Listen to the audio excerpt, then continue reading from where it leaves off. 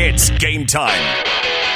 This is The Game on News Radio KMAN.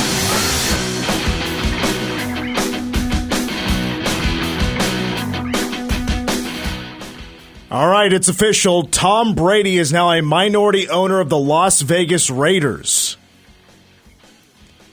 He, along with his partner, went in for 10% of the Raiders. Tom Brady owns 5%. And when you become an owner, and let's remember, Tom Brady is not only an owner in the NFL now, this is his first season of broadcasting games on Fox. But when you become an owner, there are some new restrictions. Some go without, don't have to mention them, but subject to the NFL's gambling policy, subject to the NFL's anti-tampering policy. But there's a few other things that go into play as well. He is not permitted to be in any other team's facility. He is not permitted to witness practice. He is not permitted to attend broadcast production meetings, either in person or virtually. What are we doing here? Also prohibited from publicly criticizing game officials and other clubs. Yeah, how's he supposed to broadcast a game? What are we doing here? As a broadcaster, we're all broadcasters. It's a Greg Olson is on the backup broadcast going, "You did this to me?"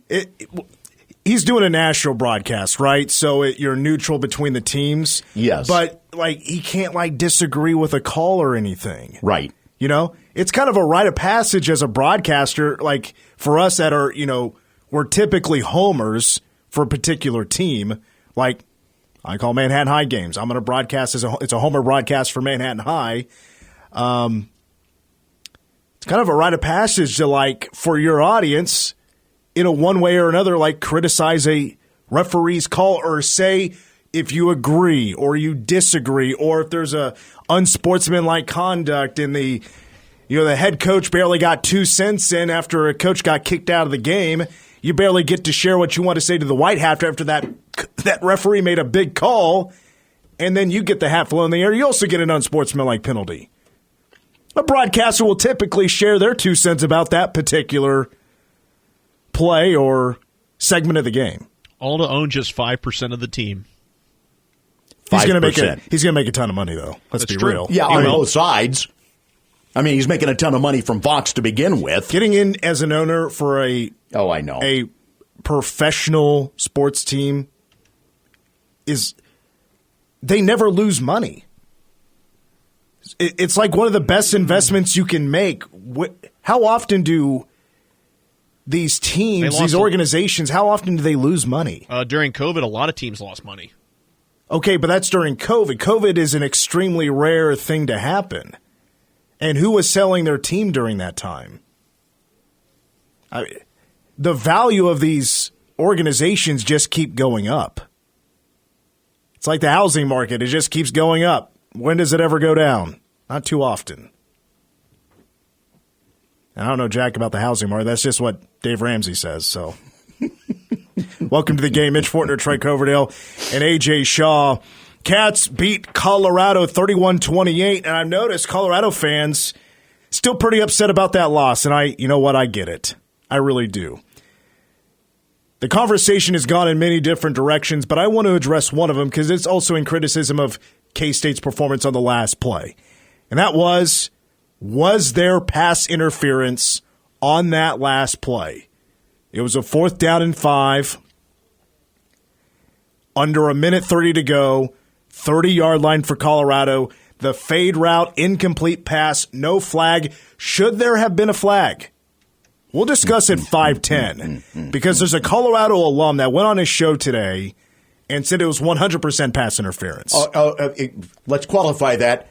Colorado alum.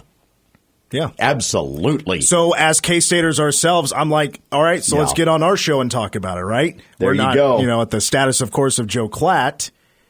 But I probably watched that play 100 times today. Speaking of bad Fox broadcasts. I read that NCAA rule book today. It felt like cover to cover. but just reading up on the pass interference rules and, all right, so how did this apply to this rule? I'm going to break it down for you at 5:10, and hopefully it'll be convincing and in the argument. And honestly, I don't think that's what Colorado fans should be most worried about that game. They got you to read something? Nobody got me to read anything. I just, it's going to be like a People's Court segment. I got to bring my evidence. Back and to the left. Back and, wrong video. I don't know what you're talking about. JFK, Yep. Oliver Stone. Yep. Mocking the Zapruder film. I'm glad Back AJ got it. and to the left. Seinfeld made a big joke about it years ago. Great movie. In regards to Keith Hernandez. Well, Lindsay would have got that joke then. She's a big Seinfeld fan. Okay, yes. Coming up in the second hour as well. Hey, K-State fans, you guys have a team that is preseason ranked top 15 in the nation. Here in hour number 1, there'll be a brand new Jabroni of the Week. We'll hear from Taylor Poitier. And Taylor, if you're listening, I hate to cut out any questions you get during press conferences because you're so good at answering questions with your personality. You're very entertaining, but somehow I had to cut it down to 5 minutes. And I didn't want to do it. It was really good. He was starstruck. Oh, man. On Saturday. Plus, he'll talk about what the win meant against Colorado. And we'll hear from Taylor Poitier here coming up in just a few moments. We can go ahead now and recap. If you guys want to say anything about the Colorado win for K-State 31-28, it was a Colorado win where the Buffs did not lead until the fourth quarter, late in the fourth quarter. And then K-State with a passing game just goes right down the field on 3 passing plays. One of them that would have been a big play was incomplete on the first play to Jace Brown, and then boop to DJ, boop to Jace Brown, and all of a sudden you have yourself a 50-yard touchdown to go win the game, and then the defense makes a big stop on fourth down, which, of course, we will address at 5:10. On defense, boy, were those injuries starting to add up on that one drive in the third quarter. Justice James gets hurt on the first play after giving up a sizable play in the passing game. The CU fans start booing. Then next play was Keenan Garber, and the next play was Marquis Siegel. 2 plays later was Jacob Parrish. That made sense. For now, from Chris Klieman, for now it's good news as of yesterday. Nobody's ruled out, which is good. I don't think many will practice today, but nobody has been ruled out. Probably got better news on a couple of the guys, but probably closer to Wednesday before we know. But I anticipate everybody having a really good shot to play. I know this secondary has not played to its full potential. Not there yet. Gave up a ton of yards to Shedeur Sanders. Shedur's a great quarterback. I was very impressed watching Shedeur in person just do his thing. He certainly handled the pressure better than Avery Johnson did. He fired in some extremely accurate footballs. Let me take a look at the numbers here. How many incompletions did Shedeur Sanders have in that game? He had 6. He was 34 of 40. Mm-hmm. But K-State starts losing guys in the secondary. You definitely don't want that to happen. And especially like a Marquis Siegel and a Jacob Parrish, those are guys you absolutely do not want to lose. Especially now you move forward into the schedule where teams aren't as good in the pass. They're better in the running game. Things are going to flip a little bit of what kind of offenses K-State's going to be seeing moving forward. Something that you and Tim Everson brought up yesterday on Wildcat Insider, you were getting into the stats as to what K-State has given up in the rushing game and how much it was helped out by the CU debacle in terms of their rushing attack, the minus 29 yards, and where K-State sits nationally. The one flaw that comes from trying to judge a lot of teams when you look at their rushing defense is that the flip side is that opponents are successful against them passing the football a lot of times, and we're finding right now that is where K-State's weakness is. It got so bad there with guys just dropping, and the one I was truly worried about was Jacob Parrish because he had that friendly fire, and it looked like he was concussed. I was like, this is not good. He's going to be missing some time. I think he got hurt, and he got concussed last year and had to miss a game, I think just one game, if I remember right. And he's arguably your best secondary player this season in Jacob Parrish, but it's good news for now. Chris Klieman said Wednesday, you heard in the clip, that they'll know more. So I'm sure that'll be potentially a question for the coordinators coming up on Thursday. If anybody has been officially ruled out, K-State's pretty open about that stuff, so we may get some news. We may not get any news. But for right now, it's good news, and it's actually a little bit surprising on my end of it. I'm a little surprised that it's that good, even though a number of those guys did come back into the game against Colorado. Now, another little bit of a pleasant surprise was a true freshman coming in. He got picked on a little bit, but he had to play some very serious snaps, some of that by design. True freshman Zayshawn Rich. We knew we needed to have somebody step up when Knigel had gotten injured and we had to shelve Knigel, that somebody had to come to the forefront, and he really has. He's a big physical corner that can really run. That's the thing that we're excited about Zayshawn, is he has the size and he's learning the game, especially with what we do defensively, and he's going to continue to get more reps and continue to improve. And again, that was by design. And as far as I understand, as far as my memory goes, and it's not always the sharpest, but I believe Zayshawn was like truly the first true freshman to play this year. Like at all. I can't really recall any other true freshman getting in the game so far this year, unless I missed something on a play or two. Yeah, that was something that came to mind in seeing one of the KSO links move through my Twitter timeline earlier regarding red shirts. And it's like, wait, have we seen freshmen play much this season? Yeah, so you have a lot of 4-game windows intact. Yes. So good timing for Zayshawn Rich to get some meaningful snaps. And yes, he got picked on. It wasn't the most glorious debut or anything, but at times I thought he held his own. He had a couple of tackles in the game. Now, moving to the offense, DJ Giddens, and I think it was Pro Football Focus that tweeted something about this earlier today about how he has quietly become one of the most elite running backs in college football. I would say go back to last year and get under that rock, because he was also very good last year and is on pace to crush his numbers from a year ago, because DJ's already over 700 yards rushing this year. So, but Klieman said yesterday, Giddens, the player you see on the field, is the same you get at practice. Try to give him a few breaks during the week, and he doesn't want them. He wants to stay out there. He wants every rep he can get. He runs with great patience as well as with physicality, and as everybody's seen, he has the ability to make people miss in the hole as well as outside on the perimeter, and he's playing at such a high level, and excited to see him maybe start to finally get some of the respect he deserves. There are a few more folks talking about him, that's for sure. Some may remember, some may not, because of Avery getting hurt in the secondary. The guys just dropping like flies there for a little bit. It felt like it was starting to turn into the TCU game. But there were a couple of times that DJ got hit, and he got rocked. And he was down on the ground for a little while. And here comes the training staff, and the players helped him back up off the turf. And at that moment, I was like, okay, he's fine. He may be, feeling it a little bit, right? But there wasn't going to be anything that got him off that field at that moment. Yeah, DJ was fine. DJ in his own way was fine.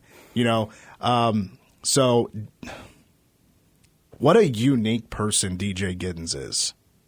Like I don't think he started playing football till late. I don't remember his story necessarily, but I felt like I heard something about that. Saw him play as a senior at Junction City High School. Was way overlooked as a recruit, and just nicely falls into K-State's lap as a local recruit. And now he is literally one of the best running backs in the nation.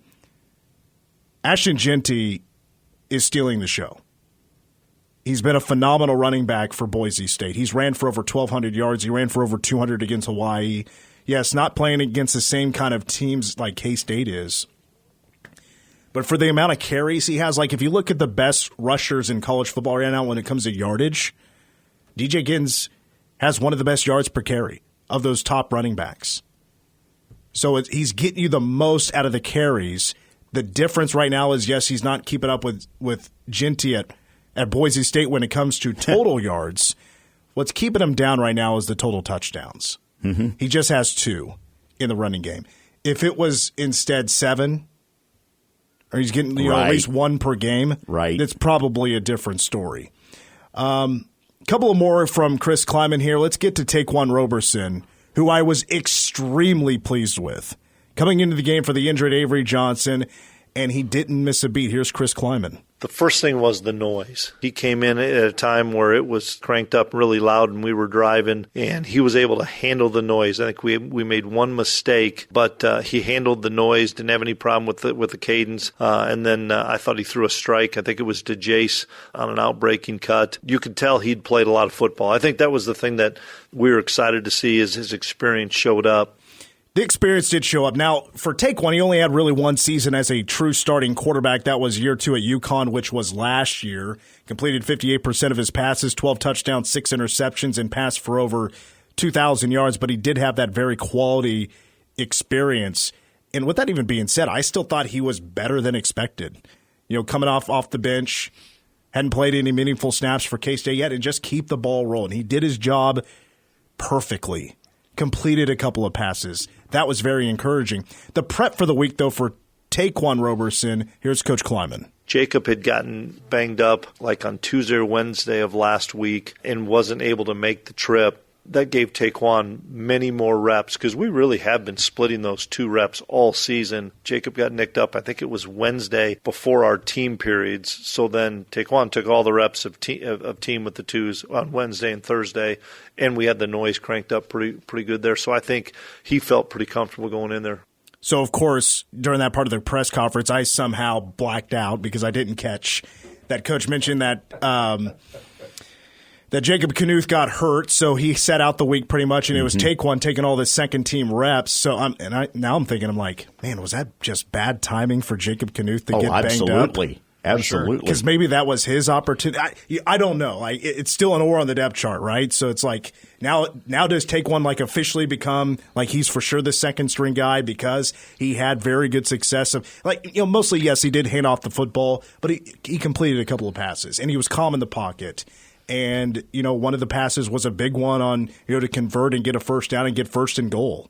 That was a very pivotal time for K-State because they went up 2 scores at that moment. Yeah, he came in and made some big plays, and that's all you can ask from your backup quarterback. And, he's coming in cold. He's been sitting on that bench. He's playing with the ones for the first time, and he came in cool, calm, and collected. And that's all you ask of a backup quarterback. And, if there is a situation where Avery can't play a game or he's out for a little bit, you feel pretty comfortable putting Taekwon Roberson into the ballgame. There was no hesitation on K-State's part as to who went in. I mean, it was, recognizing that Avery was going to be down a play, and you saw Taekwon immediately start warming up on the sideline and knew what the role was. Well, again, and Jacob Knuth was hurt. He wasn't going to be going in, I believe. Right. I think Blake Barnett would have been third string. Was the third string, yeah. Yeah, so, that would have made things interesting. But I'm saying there was no hesitation. There was no attempt to try to figure out a way to maneuver Avery right back into the game immediately. Okay. I see what you're saying, because Avery came out of the locker room, right? And it appeared that Avery was ready to go back in. They didn't immediately put Avery. Okay, I see what you're saying. They went ahead and let things play out for a little bit and allowed Taekwon to get some experience there, and he showed that he can do it. And then there was a stoppage, and then here comes Avery back in, and then there's the touchdown to it was Dylan Edwards, right, that carried it in there. So no, it was Jace. You're right. It was the pass to Jace Brown. Yeah, You're right. You're right on that, because they tried to go to DJ. DJ was short, and then they had Avery throw to Jace Brown for his first receiving touchdown of the night. The fourth down run where the Colorado fans thought they had stopped him, but he had gotten the first down by a yard. Yeah, Troy, what's the deal? Do people in Colorado know how football works? They do if they're Broncos fans. That's true. There's a difference. And this is one of the things that I have known for a long time. College football fans in Colorado are a much decidedly different breed than what Denver Broncos fans are.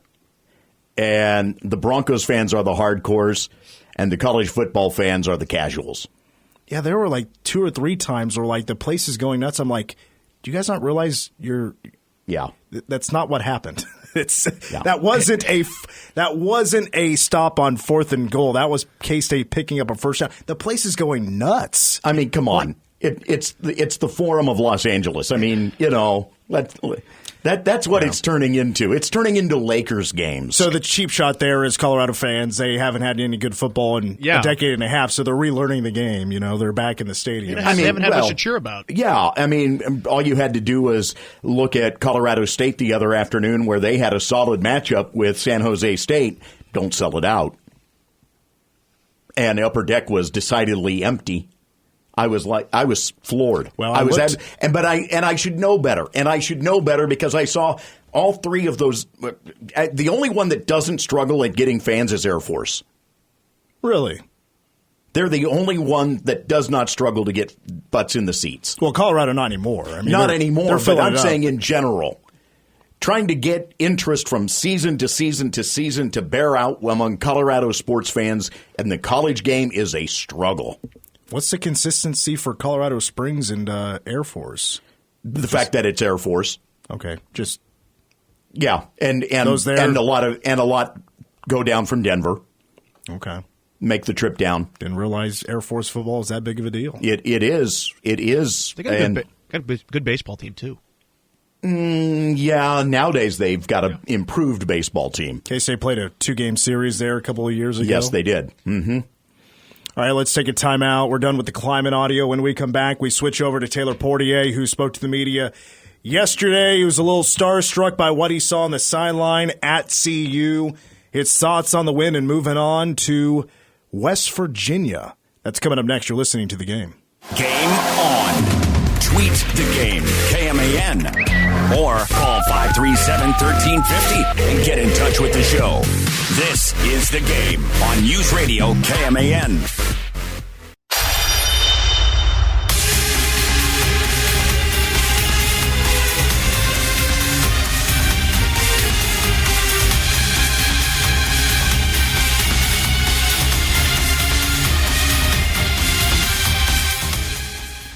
This should be the theme song for the K-State rushing attack.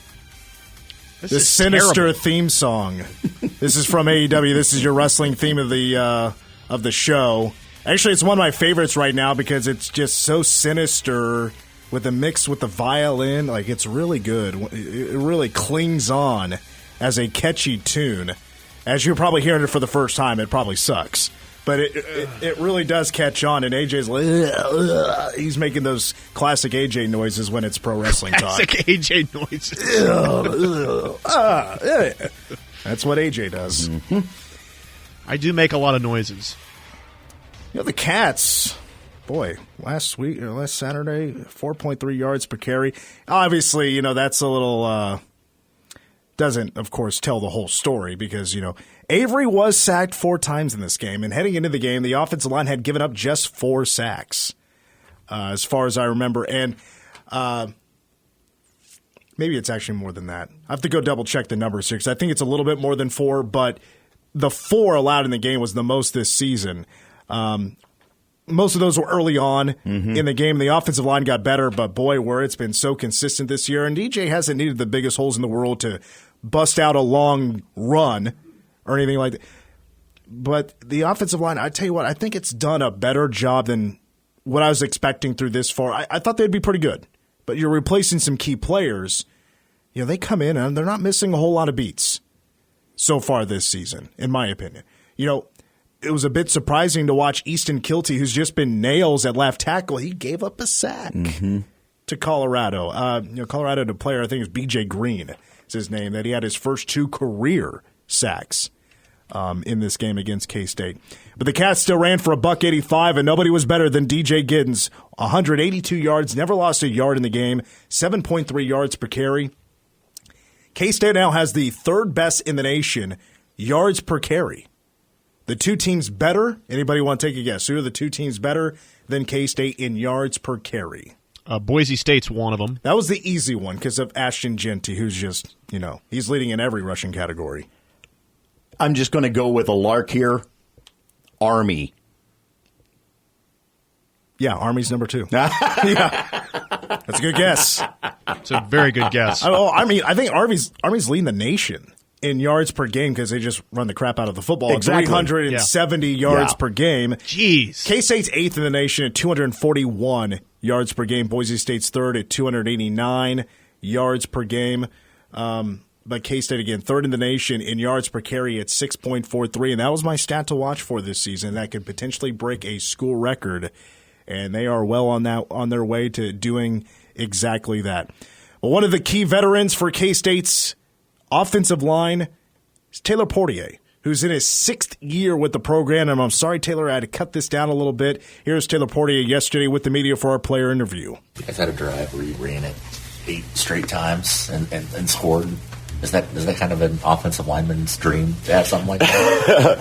I would say so, yeah. Being able to, run back-to-back plays, some of the same plays, without them being able to stop it is really like a good thing. And like when you put it to perspective, like when you think about it, like they can't stop this play, so we're just going to keep running and running it.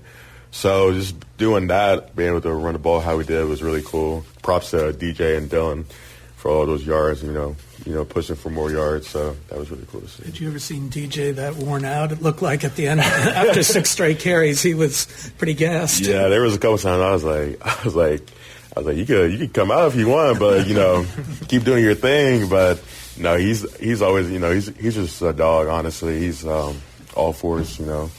He just never really wants to give up. He's just a hard running back. So all kudos to him. Did you all get to react to? Speaking of DJ, that cut he made on Shiloh Sanders? Yeah, I actually saw that live. I started laughing like middle of the game. I don't know if you could probably hear it in the game, but you always gotta have fun when you're in the game. So I started just hysterically just laughing at that point. So it was just a funny thing to see. So yeah. Somebody on the sideline went, "Oh my!"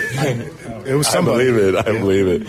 Yeah, and then that one, and then when he trucked him, and he going out of bounds, I was just like, this man's having a rough day today. So yeah, we just kept going to him. So yeah. What stands out to you most about the Colorado win?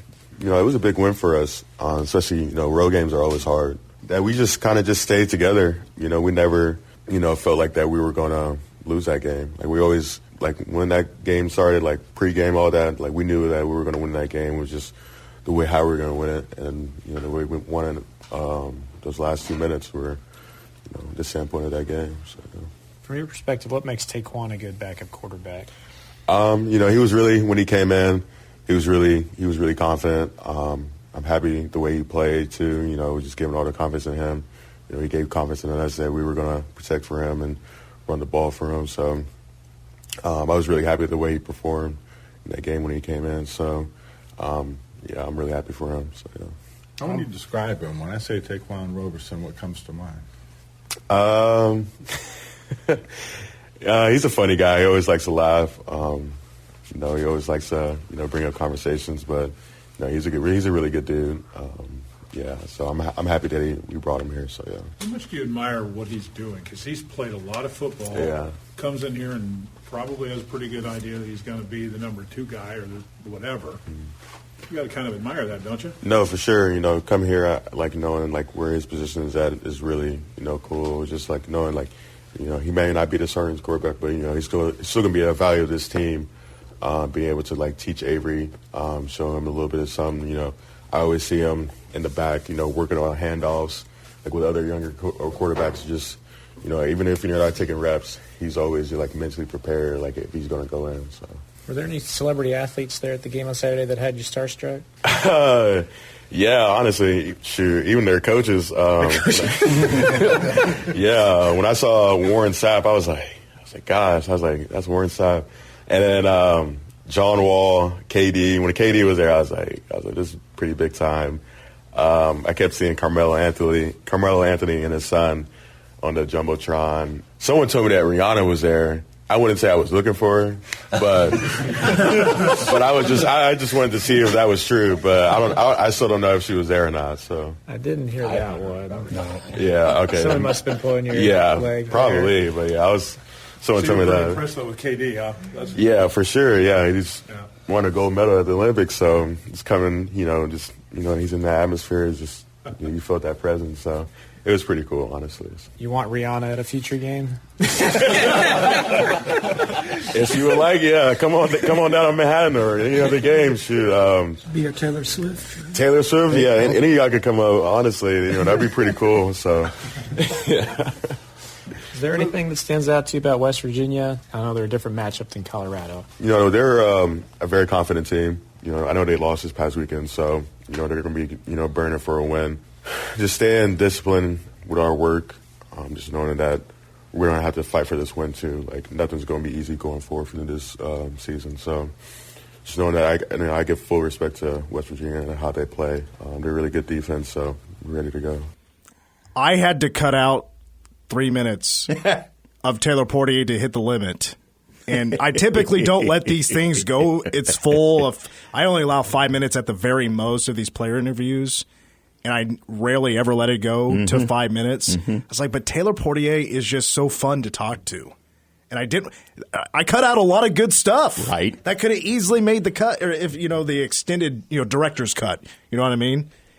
We're going to find out if he has as good a luck as Travis Kelce did in terms of luring a music star in.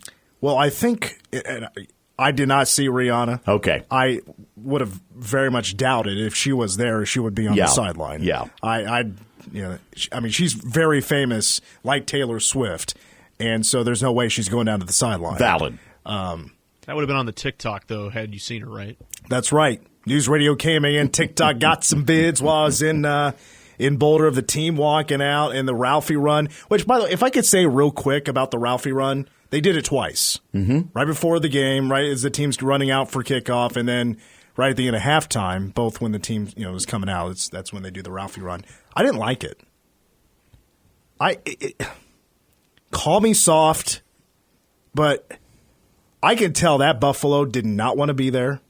Was not into this, but was obviously being forced to do it because it's Colorado's thing. And this the second run, the Buffalo did not want to run. Ralphie did not want to run. Yep, right. Halfway through, just quit and stopped running, and they're tugging on it. These handlers were trying the best they could to get this Buffalo moving without any animal cruelty. I mean, it had already been a long day. It was late at night. That was the joke in the press box. Yeah.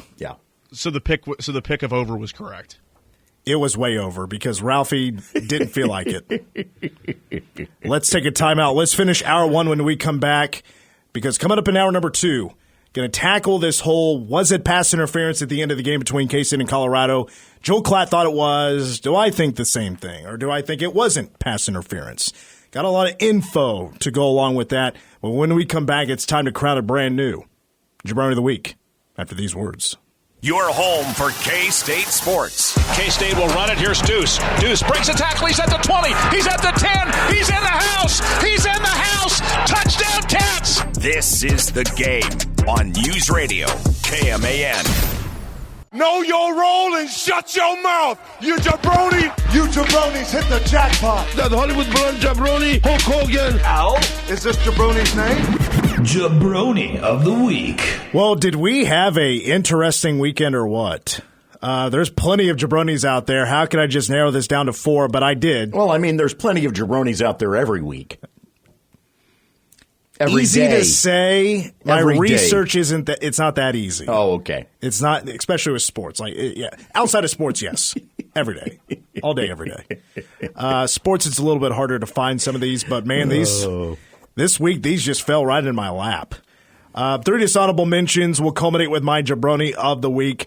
My first dishonorable mention, I'm going to give it to Shiloh Sanders. He comes back after 2 games out injured, really 2.5 games. He comes back. He got embarrassed a few times. Should have been ejected for targeting on one of them, but he got juked a couple of times by DJ Giddens. One of them literally dropped Shiloh to his knees. Just decapitated. I know that's not the right phrase, but basically got cut down at the knees. Someone interspersed that video. I don't know if you saw it with now I can't think of it. For crying out loud. If it's what I know, if it's what I'm thinking, don't say it, please.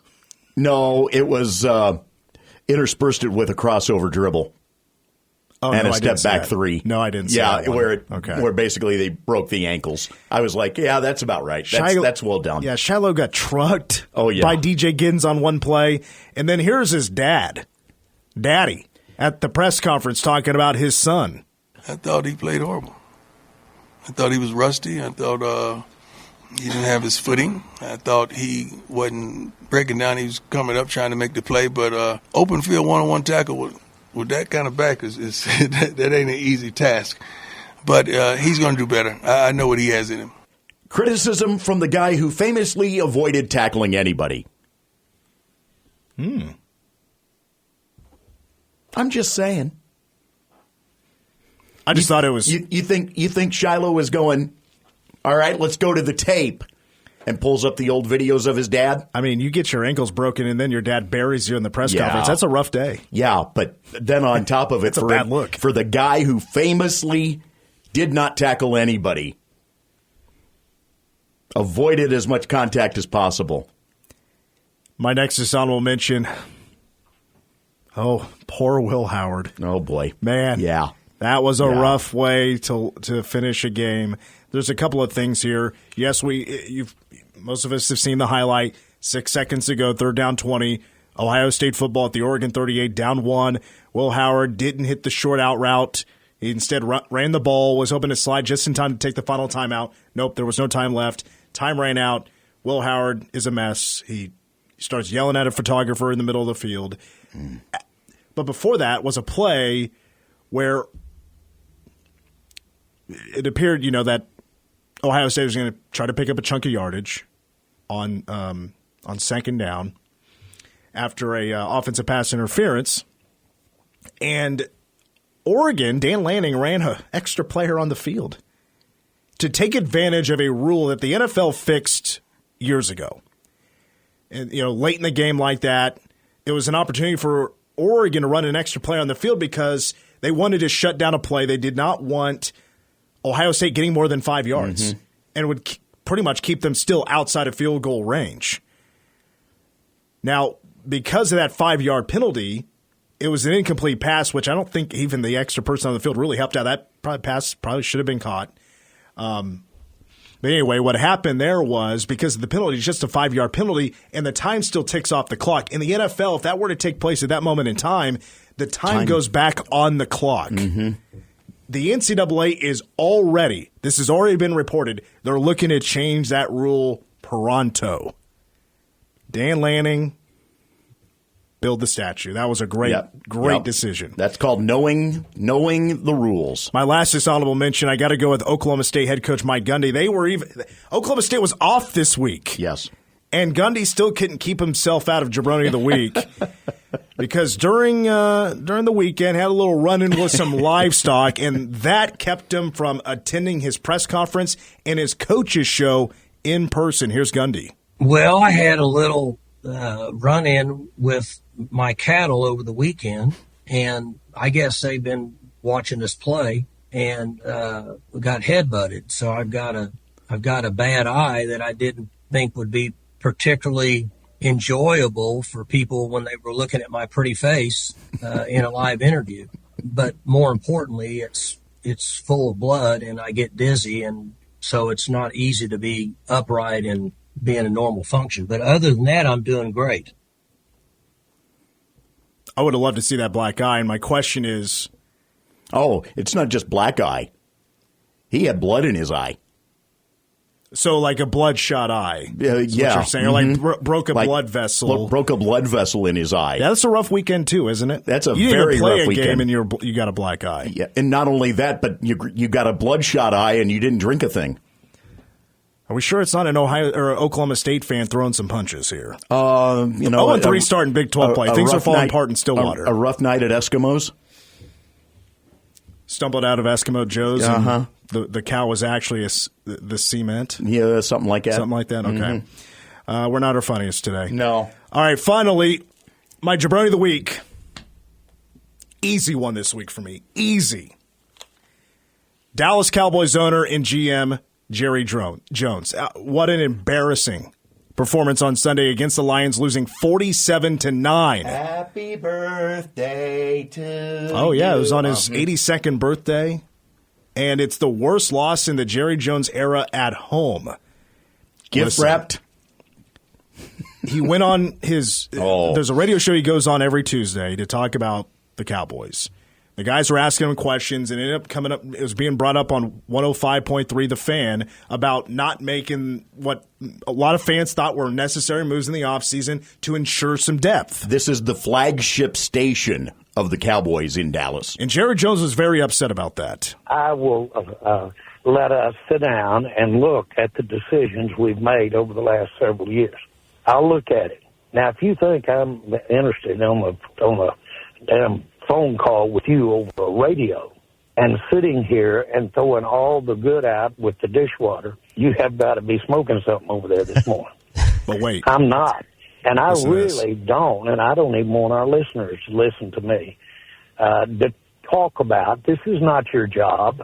Your job isn't to let me go over all the reasons that I did something and I'm sorry that I did it. That's not your job. Well, my job is to ask why. why. A job, or I'll get somebody else to ask these questions, man. Jerry, we're trying to figure out why the team is. I'm not kidding you. I'm not kidding you. You're not going to figure out what the team is doing right or wrong. If you are, or any 5 or 10 like you, you need to come to this meeting I'm going to today. There are 32 teams here. You're geniuses. Jerry Jones threatening some radio hosts their jobs for asking questions they're expected to ask. And they're question that need to be asked because that offseason was pretty rough for the Cowboys. Spending too much money on Dak Prescott, bringing back in Zeke Elliott, who has been washed up for the last hour or two. The game is next. Interception or not at the end of the Colorado game coming up.